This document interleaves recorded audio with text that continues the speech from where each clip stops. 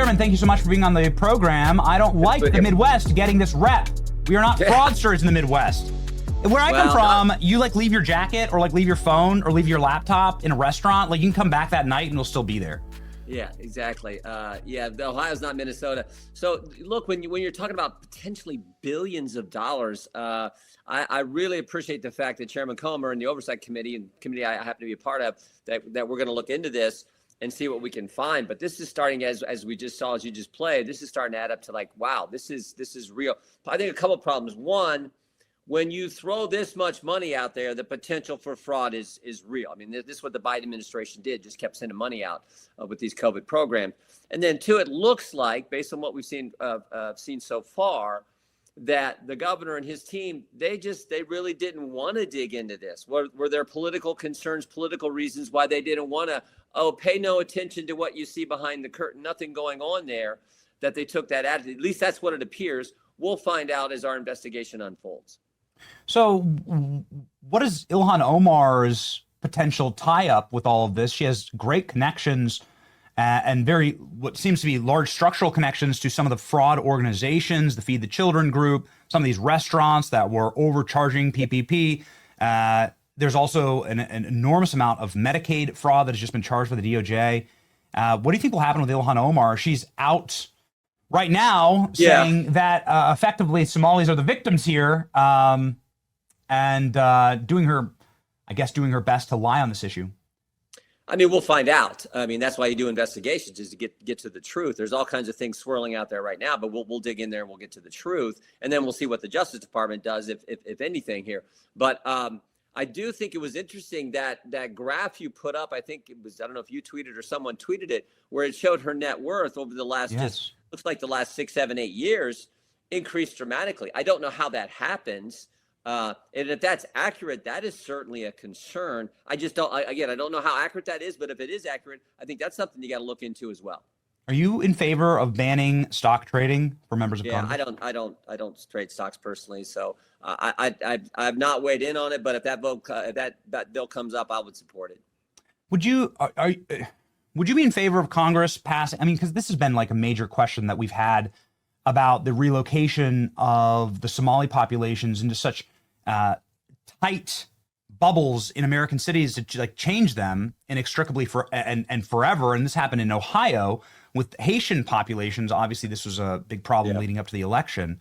How does Congress like make rules to try and prevent that? What is sort of the approach right now with the Republicans in the House towards immigration reform? Well, I think you got to look at it as far as the national policy immigration reform. You know, we had the bill last Congress, which reformed how our asylum law works, a better standard than just this defining credible fear in an appropriate way. We dealt with the Flores decision. We dealt with border security. Of course, this Congress, President Trump, and the work that we have done in the big, beautiful bill, the border is now secure. I mean, it largely was secure with President Trump in his first 3-4 months in office. And then we allocated resources so that there are the resources there to make sure the border stays secure. So we're Congress's national policy. I don't think you want to get into specific policy about where people can live, where they can settle. I think that is a local concern. Our job is to make sure our immigration laws are done right. We fix some of the various visas we have. We have all these visas. I think there's some work that we can still do there. But right now, of course, the main thrust of last year's election, main issue was securing the border, and that has been done. I think that's a huge compliment to President Trump in his ability to do what he said he was going to do. Yeah, I say this Republican majority, but it's getting knocked down one member at a time, and now there's rumors that there's going to be a bunch of other retirements that may put into threat the actual Republican majority in the House. What's actually going to happen? You're in a lot of these meetings.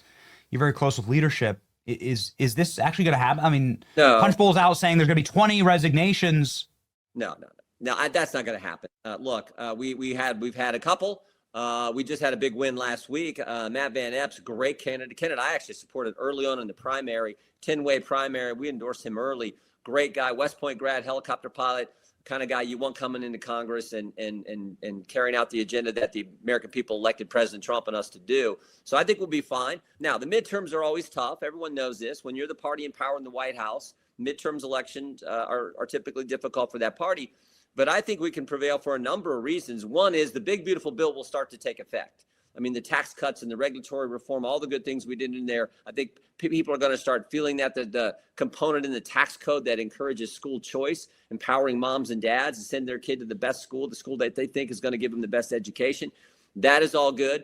I think second is just the idea that, remember, not all Democrats are crazy, but the left that controls their party is. They still have all these crazy positions on issues. You know, they want to defund the police. They want to have an open border. They want men to compete against women in sports, and on you can go. So I think you can still point out we're the party of common sense. They're the party of crazy. We have good candidates like Matt Van Epps. The big, beautiful bill kicks in. And then finally, I think what helps us in these upcoming midterms is President Trump. His energy, his ability to go to key districts, to turn out the vote, to do the telephone town halls, just like he did for Matt last week in that race in Tennessee. I think that's the thing that will allow us to sort of defy history and maintain the majority in the House of Representatives. Yeah, as chairman, you obviously are somebody who has been driving for oversight and transparency for now the better part of decades. I'm not sure how successful DC has been of coughing up its secrets, but there is something that broke just last week that, well, it shocked, I guess, the world.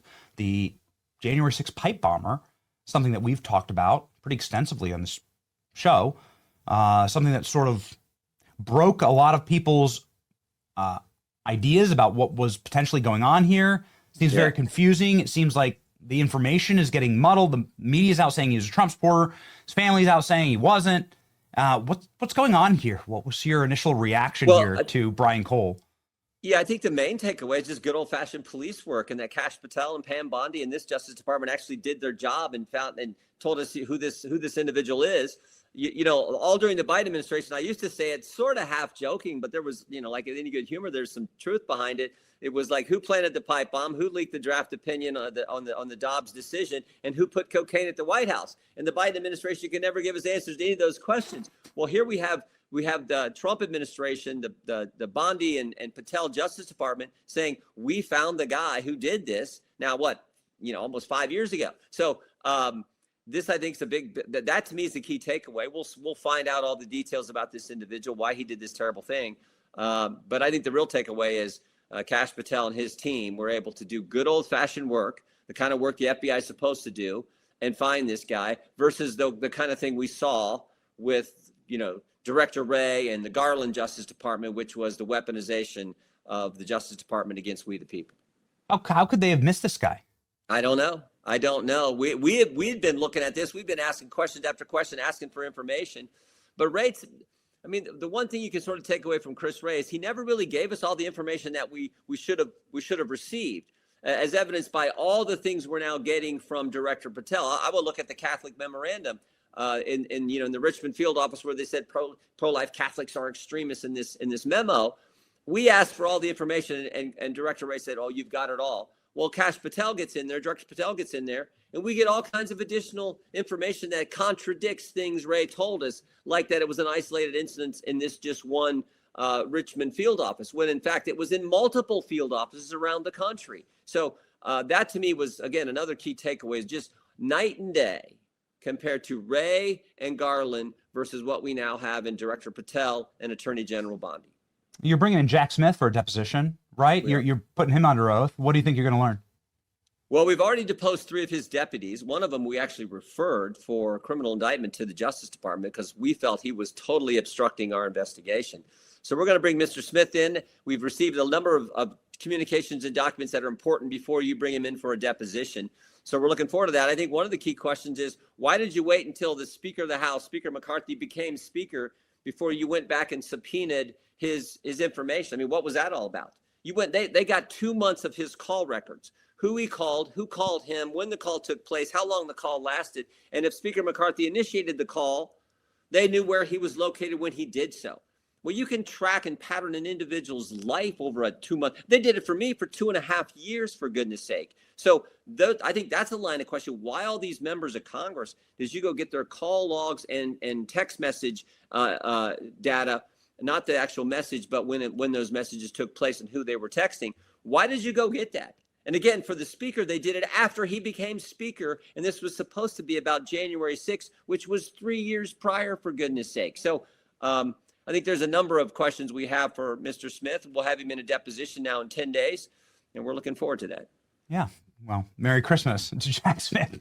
So so let it snow, Chairman Jordan. You mentioned the cocaine at the White House. You've made some news on our program talking about this issue. Are we ever going to find anything about who left the cocaine at the White House? Is that case completely dead? Is the FBI have any evidence there? Does the Secret Service has any evidence? Apparently it was at an FBI lab in Quantico. The cocaine samples, are they gone? I don't know. We've been as we talked about, we've been focused on Mr. Smith and this investigation and looking into his deputies and everyone else. We can double check on that, but it's been a while since we've inquired.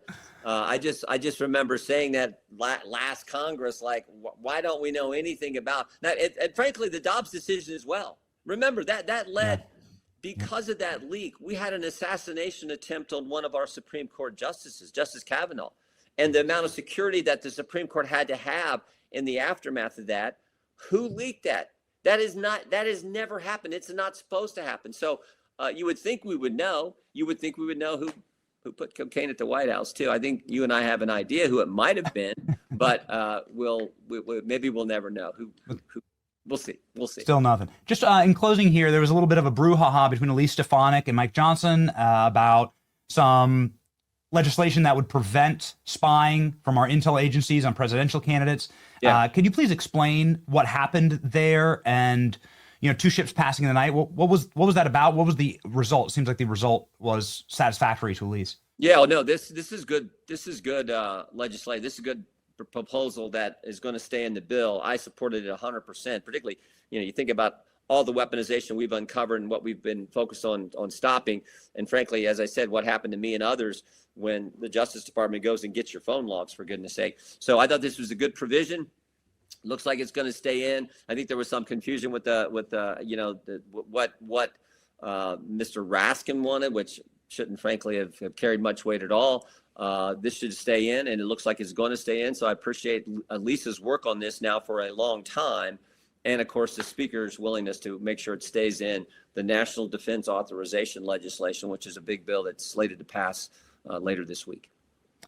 We hope it does. We really like that legislation, and we're just like with the FISA reform, it gets very frustrating when Republicans can't just deliver on these critical issues that we talk a lot about, but nothing. Benny, that's a great. I'm glad you brought that up, because that comes up for reauthorization, the FISA 702 program in April. So we're having a hearing on it in 2 days in one of our subcommittees. This is really important, and the key provision here is, if the government's going to search this database of information, this what I call this giant haystack of information, we believe they should go to a court, go to a separate and equal branch of government, and get a probable cause warrant to search your information. They're going to use Benny Johnson's name, phone number, or email address to search this database.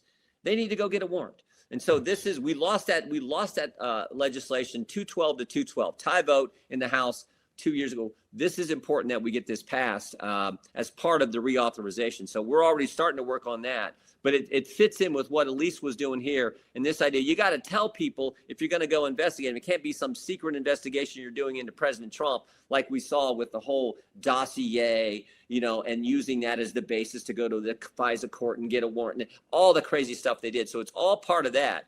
But this issue is going to be, I think, in the news as we move into the new year. And so we're starting a hearing, like I said, this Wednesday. So FISA reform will finally pass, because I remember Mike Johnson being the key vote that voted actually against the reform, and it failed. So you're saying that this is going to hold this time? I hope so, and that's what we're working on. We're already starting to work with the Intelligence Committee in the House to see if there's a way we can get this in the base bill that has to be reauthorized come April. Okay, all right. Well, John Ratcliffe at the CIA, I'm sure will be speaking plenty with him about this. We hope that both of these things happen. This is why people elected Republicans, why people elect Jim Jordan from the great state of Ohio, nearly 6 nearly 7 million subscribers here on X. You should be one of them. A subscriber to our show wanted us to ask you in closing, who is going to win the NCAA national championships this year? Chairman Jordan. It looks like it'll be Penn State again, but Ohio State's tough. And I don't know if you happen to watch that match. I know you're a big Iowa wrestling fan, but Iowa State duel a week ago Sunday. So I guess 8 days ago. Great dual meet. Great. It was a big snowstorm, and they still brought in like 10,000 crazy fans there in Ames and watched at Hilton Coliseum and watched a great match. So I think, but there's a number of good teams. Nebraska's good. Of course, Penn State, Ohio State, Iowa State, Oklahoma State, and of course Iowa University is always good.